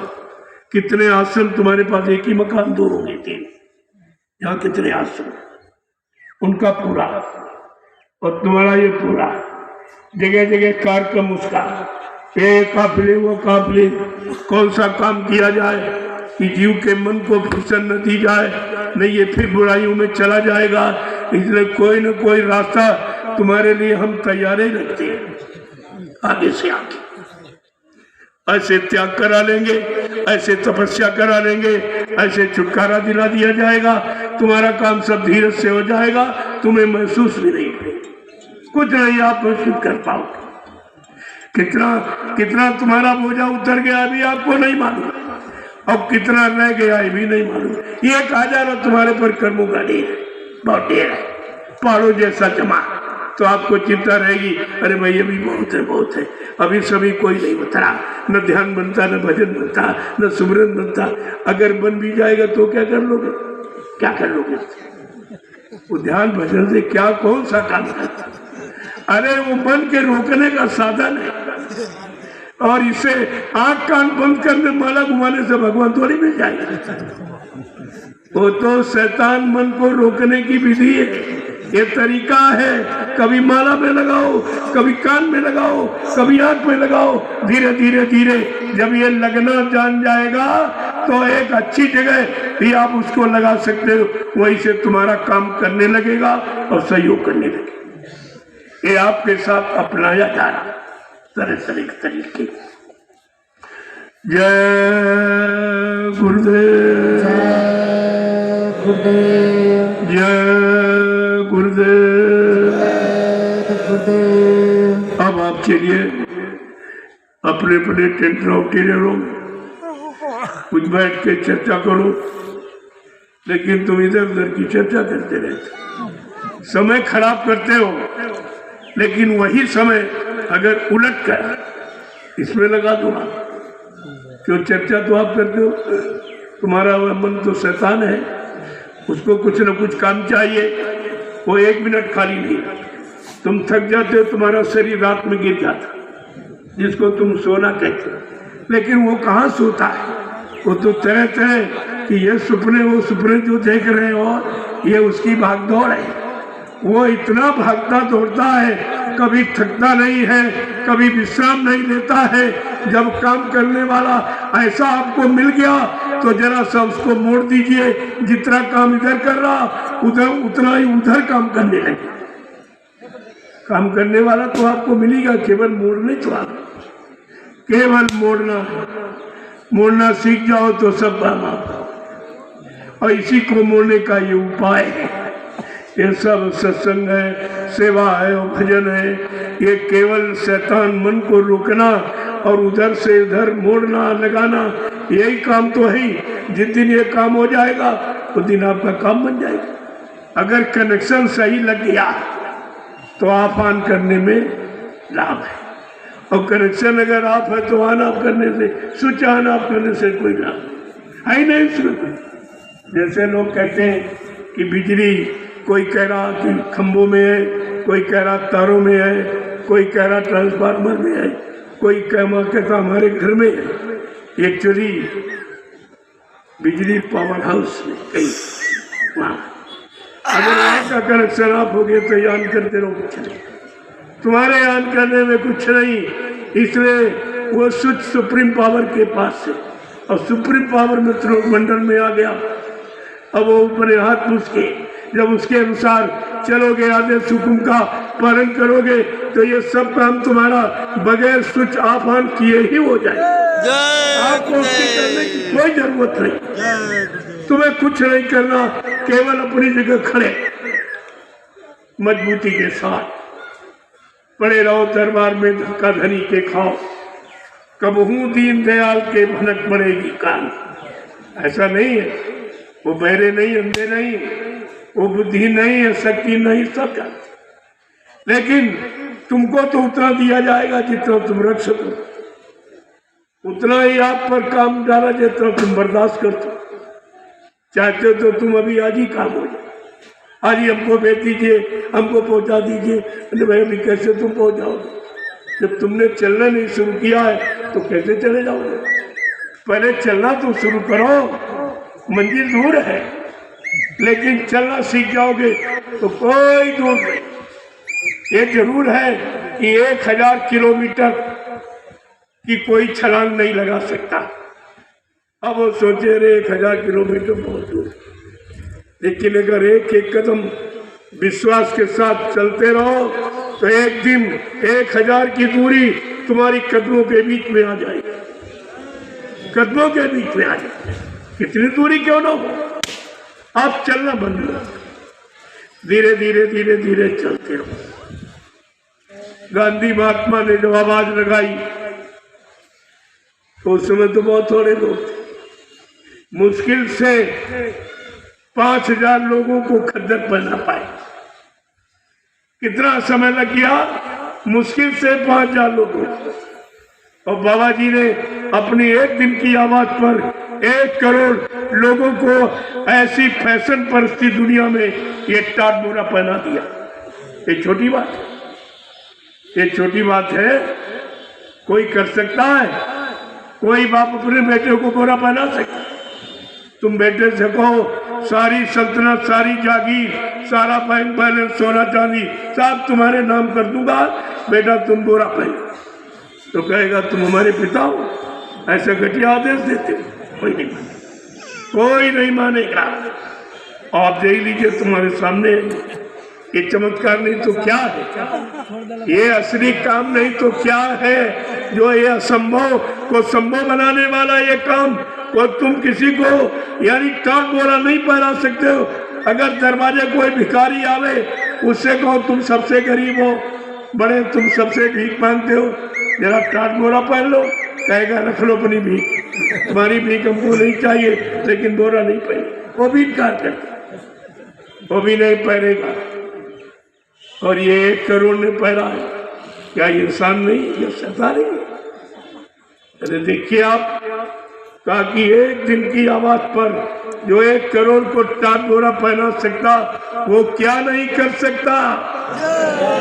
ये सब काम की जानकारी आपके सामने, लेकिन आप समझ नहीं पाए और टाट बोरा पहनकर अपना काम नहीं बना पाए। टाट बोरे पहनने का मतलब सादगी, एकदम सादा, सिंपल लिविंग, हाई थिंकिंग, यानी सादा जीवन, उच्च विचार, ये है उन्नत का आधार। अगर उन्नति करना है तो आपको ये अपनाना, और यही सच्चा आधार है उन्नति का। बाकी जो आप सोच रहे हो मनगढ़ंत ये प्लान बनाते हैं, ये सब मतलब यानी औन्नत का, उन्नत का नहीं, औन्नत का है। और दिनों दिन तुम्हारी औन्नत क्यों होती जा रही है? तुम गिरते क्यों जा रहे हो? तुम परेशान क्यों होते चले जा रहे हो? बीमारी, लड़ाई झगड़ों में क्यों फंसते चले जा रहे हो? दुर्घटनाएं तुमको क्यों घेर रही? अकाल मौतें तुम्हारे पीछे क्यों पड़ी? क्या कभी आपने इस पर विचार किया है? कुछ नहीं करते, कुछ आप सोचते ही नहीं। बात तो इसलिए है, इसलिए जहां बैठो आपस में चर्चा करो, समय खराब मत करो। गई बहुत, रही थोड़ी, वो भी जाने वाली। अगर इसी में गंवा दिया फिर ये अनमोल मानव जीवन आपको नहीं मिलेगा। जब ये जीवन नहीं मिलेगा तो फिर उद्धार कल्याण नहीं। और किसी शरीर में जीवात्मा को घर जाने का अधिकार है नहीं। केवल मानव शरीर को अधिकार मिला है। आपको मानव शरीर मिला तो ये बुराइयों में, गंदे खान पान में, गंदी संगसोबत में, गंदे कर्मों में निकाले नहीं रहे। फिर अच्छा सच्चा काम कब शुरुआत करो? तो आज से शुरुआत करो। आज ये त्याग की सबसे बड़ी घड़ी है। ऐसा त्याग जीवों के लिए किसी ने, ऐसा कष्ट किसी ने अपने भक्तों जीवों के लिए उठाया नहीं। वो तिथि है 23 मार्च को। 21 महीने के बाद जो जेल से रिहाई हुई वो 23 मार्च 1977। तभी से बराबर पर्व उत्साह के साथ मनाया जा रहा है कि जिस महापुरुष ने हम सब जीवों के लिए इतना बड़ा काम किया, ये हमारी सच्ची दिवाली है। दिवाली माने खुशहाली।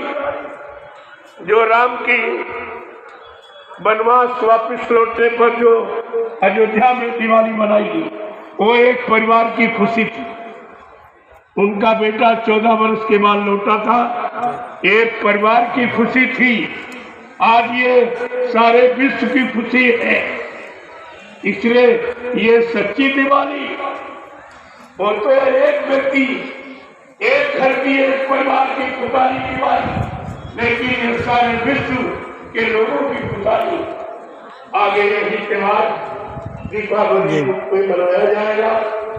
लोगों को जब इसकी जानकारी हो जाएगी, इसके पीछे कितना बड़ा इतिहास छिपा हुआ है, यही तो है मुक्ति दिवस के पीछे का इतिहास। बड़ा दर्दीला, बहुत दर्दीला, वो लीला का इतिहास बड़ा दर्दीला। यही आपको समझाने बताने के लिए ये तिथि एक निश्चित कर दी गई कि कम से कम एक दिन आपको पूरा याद भाई कहाँ है? सनी भाई कहाँ है? ढूंढो। और अयोध्या की दिवाली तुम्हारी वो तो दशरथ राजा के परिवार की दिवाली। उनका बेटा 14 वर्ष बाद वापिस लौटा था, तो परिवार वालों ने ही के चिरा किया। सबसे बड़ा वर्षन मनाते थे। तो तुम्हारी दिवाली थोड़ी, सदा दिवाली संत घर हरदम रहे त्योहार। संत दिवाली करते संत लोग जीवात्मा की सच्ची दिवाली उधर तो यहाँ तो प्रकाश जलाते हो, ये तमाम चिराग क्यों जलाते? रोजे की चिराग से काम करता और दिवाली वाले हजारों चिराग क्या मतलब? यानी ज्यादा प्रकाश, ये परिचय है प्रकाश का कि जब इस तरह से ज्यादा परिचय प्रकाश का मिला रहा, यानी ज्यादा प्रकाश जो मिलेगा और जहाँ है वो जीवात्मा का घर है, अखंड प्रकाश। वो कभी वहां न घुसता है न कम होता न जाता, अनवरत कंटिन्यू हमेशा बराबरी बना। यही तो आपको सोचना है। सच्ची दिवाली आज धीरे धीरे यही त्योहार बन जाएगा। लोगों को जब मालूम हो जाएगा, अरे बाबा जी ने हमारे लिए ये किया, हमारी परेशानी मुसीबत आ रही थी, हमें तो दिखाई नहीं दे रही थी, संत महापुरुष दिव्य दृष्टि होते उन्हें दिखाई दिया, तो फट से उन्होंने सारी मुसीबत जीवों की अपने ऊपर ले ली और ये चले। देखिए भैया, किसी को नहीं मालूम क्यों गए। कोई गुनाह नहीं, कोई पाप नहीं, कोई हत्या नहीं, कोई चोरी डकैती कत्ल नहीं, फिर किस लिए गए? अकारण अपनी इच्छा से कहते मेरा मुहूर्त है, जल्दी करो, जल्दी हमको बंद करो, लगाओ मेरी हथकड़ी मारी। ये सब है। ऐसा कोई कहेगा? लोग तो डरते हैं, बेचारे रोते हैं, वो कह रहे जल्दी करो मेरी हथकड़ी डालो, मुहूर्त हो गया, समय निकला जा रहा, जल्दी करो। तो बड़ा लोग आश्चर्य कर रहे थे, और डर भी रहे थे कि कैसे बेड़ी हथकड़ी लगाऊं, कोई गुनाह नहीं है, कोई दोष नहीं है, कोई अपराध नहीं है, लेकिन आदेश था मुसलमान प्रधानमंत्री का आदेश का विचार ऐसे पालन करते हैं कि जिसमें दोषी नहीं करते, निर्दोष को दोषी ठहराया। और क्या हुआ, कहा का जो हमसे टकराएगा वो चूर चूर हो जाएगा। और वो टकराई मुसम्मत एकदम चूर बन गई, 28 गोलियां जिसके शरीर पे मारते एकदम शरीर टुकड़े। कहा ये है चूर चूर। अपने चूनी में हाथ भी 5 रुपए मारती हो, 5 रुपए हमारी योनी बदल आप बदलना चाहते नहीं भाई, जो तुमने किया है हम कर्म का विधान खारिज थोड़ी करेंगे। काल के विधान को मैं खारिज नहीं करता, मैं अपने जीवों को तो निकाल के ले आता हूँ, लेकिन काल के किसी विधान को खारिज नहीं करता। आज भी बड़ी रो रही। ऐसे कितने प्रधानमंत्री, कितने मुख्यमंत्री, राष्ट्रपति, राज्यपाल साहब नरकों में जूतियां खड़े दिनों विरोध मारे जा रहे, बताए कोई सुनने वाला नहीं। इतने प्रेमियों, ये सबसे खराब स्थान, सबसे राज और राज से नरका, इसमें नहीं कुछ करता। का तपस्या करोगे, राजा बन जाओगे, राजा बन के राजभोग करोगे, अन्याय अनीति करोगे तो नरकों में चली। ये सब नरक मिलेगा। क्या सुराज प्रजा दुखारी, सो न पवस नरककारी। जिसके राज में प्रजा दुखी है वो राजा नरक में जाता। ये रामचरितमानस ऐलान करती है, लेकिन ये लोग रामचरितमानस की एक भी बात नहीं मानते, क्योंकि ये मानना उनके बस की बात। वो संत रचना है, वो संत गोस्वामी जी महाराज का अनुभव है। योग का, योगी का, ये भोगी विचार क्या जाने कि उसका महत्व क्या है, इसीलिए इनकी समझ में नहीं आ।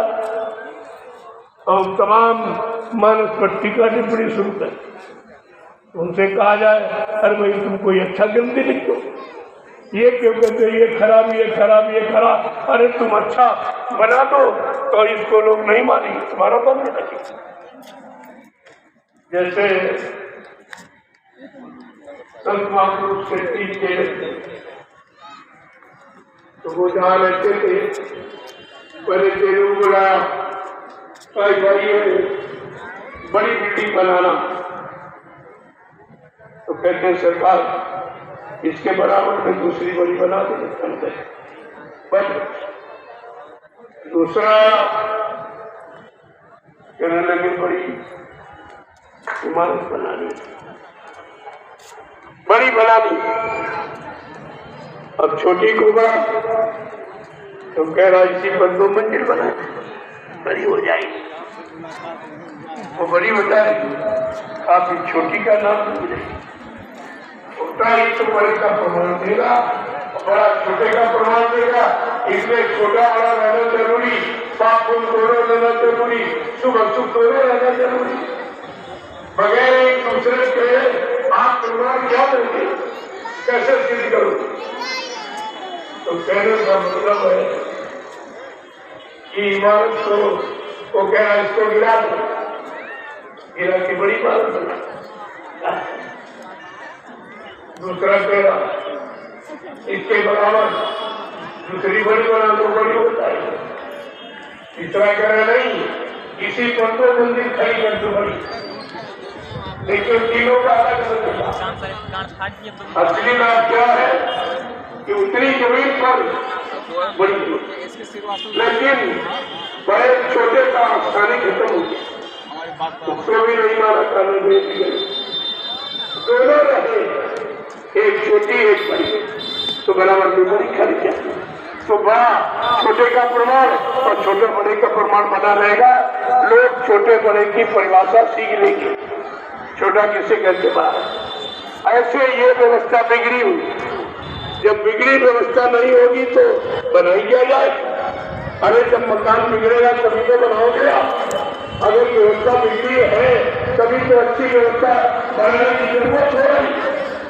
अब दोनों नहीं रहेगी तो आप अच्छा बुरे की पहचान नहीं सकते, इसलिए दोनों रखा जाए। महापुरुष चाहे तो विश्व बिल्कुल खत्म कर सकते, लेकिन जो प्रमाण नहीं बिना काल नहीं खोज जीव की, काल रचा सोच समझ की, काल की रचना बहुत सोच समझ की, बिना काल के जीव को कॉम्पेयर नहीं होता। जब काल ठंडा हो जाता तब ये शरण ढूंढता है कि कहाँ सीखूं, कहाँ जाऊं, कौन बचा लेगा, कौन अच्छा करेगा। अगर काल डंडा में चलाए तो तुम दया की कभी तलाशे नहीं करोगे। इसलिए कहा काल रचा सोच बिना काल नहीं कौन की। जय गुरुदेव। अब आपकी तपस्या हो गई, वो भी करा ली गई। खड़े होकर कोई नहीं सुना, इतनी देर ये सत्य चर्चा खड़े होकर नहीं होती। देखो तुम्हारे सामने सब हो रहा और तुम्हें समझना चाहिए। जैसे कहते हम खड़े नहीं रह सकते, आप पैसे 3 दिन खड़े हो, ऐसे जो तुम कह रहे हो ये नहीं होगा वो सब हो जाएगा और सब तुम्ही से करा लिया जाएगा, वो तुम्ही से करा लिया जाएगा। कहा था बच्चा जिन्होंने गंदगी फैलाई मैं इन्हीं से गंदगी उठवा दूंगा, तुम भजन करो, तुम इस पचड़े में मत पड़ो। लेकिन प्रेमी बेचारा आता, कहते हमको प्रधान का आशीर्वाद दे दिया, मैं गांव का प्रधान बन जाऊं। सांसद विधायक आता कि आशीर्वाद दीजिए हमको ये, तो हमने कहा भाई हमारा काम गंदगी में ढकेलने का नहीं है, गंदगी में निकालने का। इसलिए ऐसा कोई आशीर्वाद वरदान नहीं दिया जाता जिससे किसी जीव का नुकसान हो। तुम भले असंतुष्ट हो जाओ कि हमको नहीं दिया, लेकिन हम जानते हैं ये तुम्हारे लिए हानिकारक, तुम्हारे लिए नरक में ले जाने वाला है, तो ऐसा काम तो नहीं होगा। तब इसीलिए कहा अगर नहीं मानोगे, जय गुरुदेव नाम लेकर चोरी करोगे तो पकड़े जरूर जाओगे, और जय गुरुदेव नाम लेके चुनाव लड़ेगे तो हार जरूर जाओगे। नहीं तुम जय गुरुदेव नाम को बदनाम कर दो कि जय गुरुदेव वाला मिनिस्टर बन गया, प्रधानमंत्री बन गया, ये भी नहीं कुछ कर रहा। क्योंकि ऐसी स्थिति इस समय अगर भगवान राम को तुम गद्दी पर बैठा दो तो 4 दिन के बाद कहोगे ये भी भ्रष्ट है, ये भी भ्रष्ट है। इतनी व्यवस्था खराब, ऐसी दूषित व्यवस्था में किसी को भागीदार नहीं बनना चाहिए, लेकिन इनकी बुद्धि में समझ में नहीं आता। मैंने कहा जितने अच्छे लोग, एक बेचारा आया सत्संगी, कहा नहीं लोग बहुत हमको उकसाते हैं कि आप जो है सांसद बन जाओ और आप धर्मी लोग हो, अच्छा काम करोगे। अरे भाई तू गंदगी में क्यों कूद रहा, आगे दूर सरसी आ रही, तू कितना काम करेगा, इतना काम हो जाएगा। लोग ऐसे कहते तू ऐसे छोड़ेगा कि हमको राजनीति नहीं चाहिए, हमको प्रधानमंत्री ये पद नहीं चाहिए, तुम ये कहोगे क्योंकि अभी कोई काम नहीं है, केवल दाम है दाम, इसलिए दौड़े घूम रहे हैं। जिस दिन काम पड़ेगा, इसीलिए दूरदर्शी घोषणा पत्र इन्होंने दिल्ली में छिपा के रखा, सारे कमरे भरे पड़े। दूरदर्शी संविधान जो भारत में लागू होगा, सच्ची आजादी को सुख शांति दिलाने वाला है वो संविधान। अगर वो लागू कर दिया जाए तो देश दुनिया के लोग कहेंगे कि दूरदर्शी भारत का असली संविधान है, जिसमें ये सब चीजें सब उसी में कुछ थोड़ा बहुत ये लोग इधर उधर मिर्च मसाला मिला के निकालते रहते, इनके पास कुछ नहीं है, वो उसी की नकल करते हैं। लेकिन बाबा जी ने कहा रे भाई हमारी नकल मत करना, क्योंकि नकल करके तुम कुछ कर नहीं पाओगे, फिर ये जनता तुम्हारी शक्ल बिगाड़ देगी। तो इसलिए नकल के लिए अकल की जरूरत है। तुम्हारे पास वो आध्यात्मिक अक्ल बुद्धि है नहीं जो तुम इसे पूरा कर लो, इसीलिए चुपचाप रखा हुआ, छेड़खाई नहीं, तो सब रखा हुआ। दूरदर्शी का, भूम ज्योतक का, इतनी समितियां, इतने संगठन, कमरे भरे पड़े, लेकिन आज तक उस पर कोई टिप्पणी नहीं। अगर टिप्पणी कर दी जाए तो हिंदुस्तान की सच्ची राष्ट्रीय पार्टी दूरदर्शी कोई नहीं। इतना मेंबर किसी का नहीं। 45 करोड़ इतना मेंबर हिंदुस्तान में किसी राजनीति नेता पार्टी के पास नहीं, लेकिन ये उसको नहीं निकालते। और 6 प्रांतों से मान्यता प्राप्त पार्टी ऐसी नहीं है। वो सब पहले ही यानी ब्रह्मास्त्र पहले बना के रख लिया गया, ये सब काम करेगा। अभी इनकी समझ में ये डरते तो हैं, हमारे डर के ये प्रसारण नहीं करते। इतना बड़ा कार्यक्रम हो रहा है, क्या इनकी जरूरत यहाँ नहीं थी? नहीं, मैंने परमिशन क्यों लिया? तुमको बताया क्यों कि तुम भी आके देखो। आज देश को ऐसी समाज की जरूरत है। अगर ऐसा सच्चा, ईमानदार, भला और चरित्रवान समाज यानी तैयार हो जाए तो देश में सची हुई दिखाई देगी, सारा देश उतार हो जाए। लेकिन देखने तो कोई नहीं। परमिशन ना लो तो दुनिया भर की बातें बताएंगे, और परमिशन लिया कोई नहीं आएगा, कोई नहीं। देखने तो नहीं है क्या होगा, जानते सब है, सब सूचनाएं जा रही हैं। भी समझ रहे कि हमारे पास इतना जनबल नहीं है, किसी के पास जनबल इतना नहीं, न राजनीतिक पार्टी के पास, न धार्मिक संस्था के पास इतना बड़ा जनमत रजिस्टर्ड नहीं है। क्योंकि ये सब मेंबर है। मेंबर को पूरा अधिकार है और अपने अधिकार का प्रयोग करना इसको सिखा दिया जाएगा। अपना अधिकार मांग लेगा और इनको सब देना पड़ेगा। ये समझते खिलौना हो रहा है, यही तो असली काम है जिसको तुम समझ नहीं पा रहे। जय गुरुदेव, जय गुरुदेव। देखो सत्संग भी पूरा हो गया, अभी शाम को फिर होगा। आज के पर्व की पूर्ण महिमा शाम को बताऊंगा। सबका समय, तिथि, मुहूर्त सब निर्धारित है, उसी अनुसार का होता, उसी अनुसार ये तुमको लगाया जाता। ये काफिला, ये भी मुहूर्त है, ये काफिला मुहूर्त है।